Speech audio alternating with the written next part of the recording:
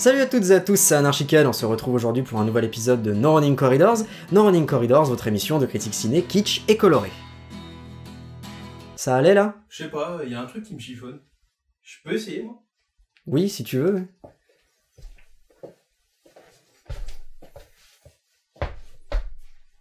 Vas-y. Salut à toutes et à tous, c'est Léonard, on se retrouve aujourd'hui pour un nouvel épisode de No Running Corridors.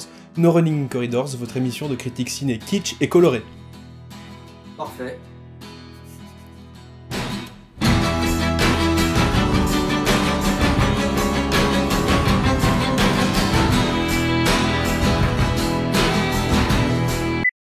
Erementari, désolé pour la prononciation, est un long métrage d'horreur fantastique franco-espagnol sorti en Espagne le 26 février 2018 et réalisé par Paul Urquijo Aliro. Encore désolé. Se passionnant pour la mythologie et les comic books, ce jeune metteur en scène né le 22 juin 1984 dans le Pays basque espagnol effectue des études d'art appliqué avant de se lancer dans la création de contenu audiovisuel avec pour style de prédilection le fantastique. Ses courts-métrages Clavos, El Pez Plomo, Cuchillo MacGregor y el Vasco, Jugando con la Muerte, Monsters Do Not Exist, El Bosque Negro et Nahara, là je me confonds en excuses, sont diffusés dans de très nombreux festivals et remportent un florilège de récompenses. Erementari, qui est son premier long métrage, ne voit le jour qu'en 2017 et fait lui aussi le tour des festivals, celui du film de Catalogne par exemple, mais remporte surtout le 28e festival du film fantastique et d'horreur de San Sebastián en octobre 2017. Sachant qu'en France, il est fort probable que le public l'ait découvert en février 2018 grâce au festival de Gérardmer. Sinon c'est parce qu'il a été produit par Alex de la Iglesia, grand nom du cinéma de genre espagnol au style baroque et décalé,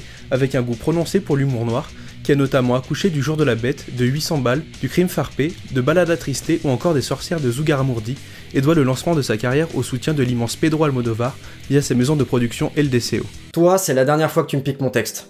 Au XIXe siècle, 8 ans après la guerre carliste qui a ravagé l'Espagne entre 1833 et 1839, le petit village d'Alaya reçoit la visite d'Alfredo Ortiz, un fonctionnaire chargé de retrouver une cargaison d'or volée pendant la période du conflit.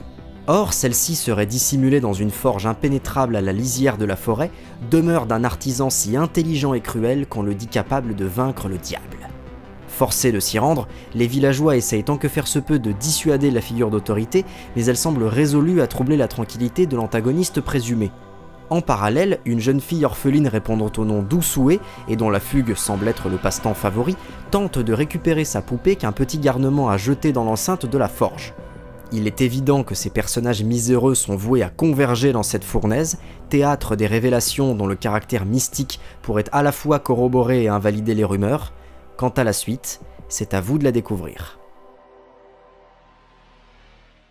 À présent, voici un commentaire sur la démarche du film. Court, mais constructif. Promis, croix de bois, croix de fer, si je mens, je vais en enfer. Sur le papier, le projet est vraiment brillant. Il s'agit d'adapter une légende du folklore basque datant d'avant 1903 en un conte horrifique et fantastique, avec pour toile de fond une Espagne ravagée par la guerre, prétexte à aborder des sujets controversés tels que la religion, la misère ou la pression gouvernementale.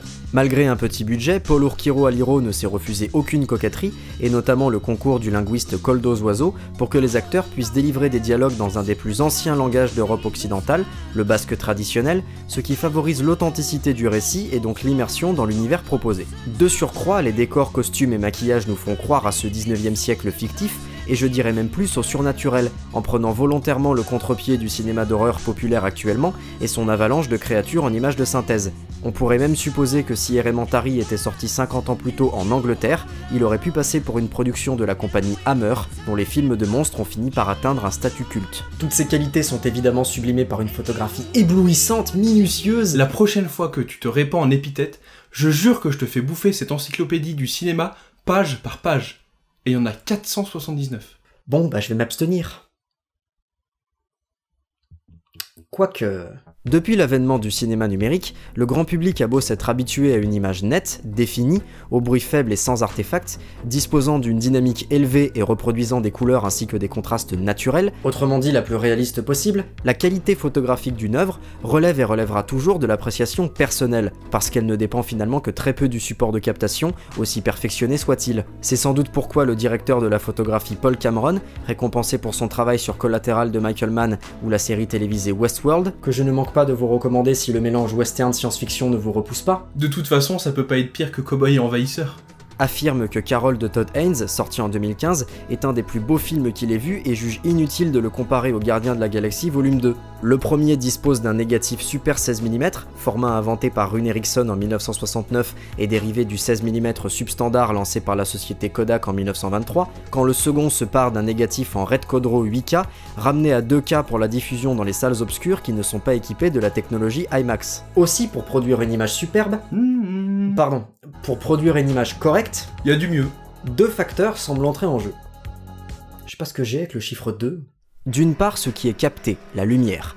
Que l'on jette son dévolu sur l'iPhone 7 Plus comme l'a fait Steven Soderbergh pour tourner son 27e long métrage, Paranoia sorti en 2018, ou sur le Canon 5D Mark II, premier DSLR de l'histoire à filmer en HD 1080p et qui a depuis servi sur de nombreux projets professionnels, parmi lesquels Rubber de Quentin Dupieux, le 22e épisode de la saison 6 de Dr House, ou le décrié Adieu au langage de Jean-Luc Godard, qui a néanmoins décroché un prix du jury au Festival de Cannes. L'important est de disposer d'une source lumineuse suffisante selon la sensibilité du capteur ou de la pellicule utilisée, afin d'obtenir l'exposition recherchée. Inutile alors de préciser qu'à grand renfort de réflexion, gélatine colorée et rayons volumétriques, Elementary est très bien éclairé, notamment dans ses séquences de nuit qui représentent habituellement un vrai défi technique. Le contraire aurait été étonnant.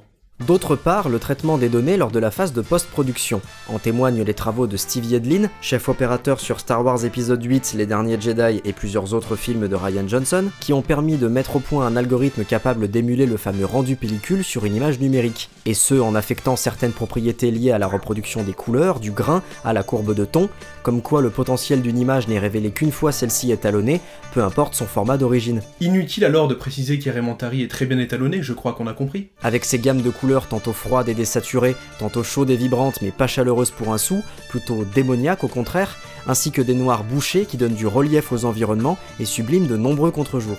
J'ai menti, j'en assume les conséquences. D'ailleurs je pars immédiatement. Et la vidéo elle va se conclure toute seule? Oui, d'accord. Si Paul Urquiro Aliro est définitivement un réalisateur à suivre de près, il est irréaliste de penser qu'Elementary accédera un jour au rang d'incontournable. Déjà parce qu'il souffre de la comparaison avec le labyrinthe de Pan de Guillermo del Toro, œuvre effectivement similaire mais néanmoins très différente, et puis parce qu'il ne sortira probablement jamais dans les cinémas hexagonaux, au regret des petits comme des grands qu'il aurait pu surprendre à illustrer croyances et superstitions méconnues en France, le tout dans un dialecte rarement utilisé au cinéma. Cependant, à ces spectateurs aventureux, nous recommandons quand même de pousser la curiosité, de préférence via des méthodes légales, sachant que lorsqu'il est question de cinéma indépendant obscur et inaccessible, leurs alternatives gratuites, dont nous nous garderons assez hypocritement de faire l'apologie, tu m'étonnes, soit privilégiée d'office, la faute à un système de distribution basé sur la demande elle-même parasitée par les standards martelés de l'industrie du cinéma contemporain, auquel le grand public s'est accoutumé par effet de simple exposition, qui selon son théoricien le psychologue Robert Zajon, désigne un biais cognitif caractérisé par une augmentation de la probabilité de nourrir un sentiment positif envers une œuvre culturelle très médiatisée, au point d'avoir développé une certaine forme de réticence face à des productions ayant moins de chances de lui plaire, parce que trop éloignées de sa culture personnelle ou de ses habitudes, sans jugement de valeur aucun. À méditer.